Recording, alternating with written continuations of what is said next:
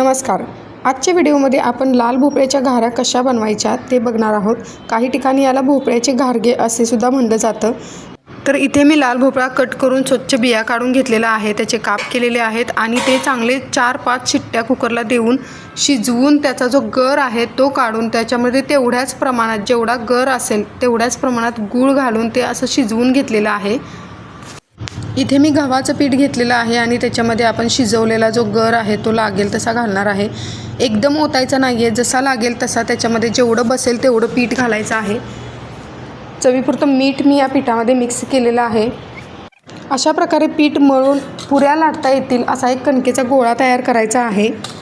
काही ठिकाणी या पुऱ्या थापून केल्या जातात, तर तशा करायच्या असल्यास आपल्याला पीठ थोडंसं सैल ठेवायचं आहे.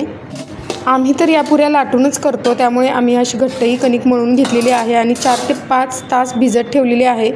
जेवढे चांगले पीठ भिजेल तेवढ्याच चांगल्या आपल्या भोपळ्याच्या घाऱ्या तयार होतात. 4 ते 5 तास झाल्यानंतर या पिठाचे छोटे छोटे गोळे करून त्याची अशी मोठी चपाती लाटून घ्यायची आहे. वरून थोडीशी खसखस टाकायची आहे आणि त्याच्यावरून एक लाटणं फिरवायचं आहे, म्हणजे ती खसखस दाबून बसते.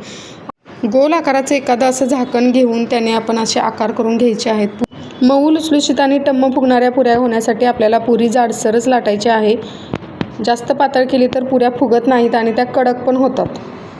भोपळ्याच्या घाऱ्या ह्या आठवडाभर तरी सहज टिकतात आणि जर तुम्ही याचं पीठसुद्धा जरी फ्रीजमध्ये ठेवलं तर ते महिनाभर तरी सहज राहतं. तुम्हाला जेव्हा पाहिजे असतील तेव्हा तुम्ही ते काढून त्याच्या घाऱ्या बनवू शकता. आधी तेल चांगलं गरम करून घ्यायचं आहे आणि मगच त्याच्यामध्ये हे भोपळ्याच्या पुऱ्या सोडायच्या आहेत. घाऱ्या आलटून पलटून दोन्ही बाजूनी चांगल्या तळून घेतल्यास खूप दिवस टिकतात. अशा प्रकारे आपले भोपळ्याच्या घाऱ्या किंवा भोपळ्याचे घारगे तयार झालेले आहेत. व्हिडिओ आवडला असल्यास व्हिडिओला लाईक करा आणि चॅनेलला सबस्क्राईब करा. थँक्यू.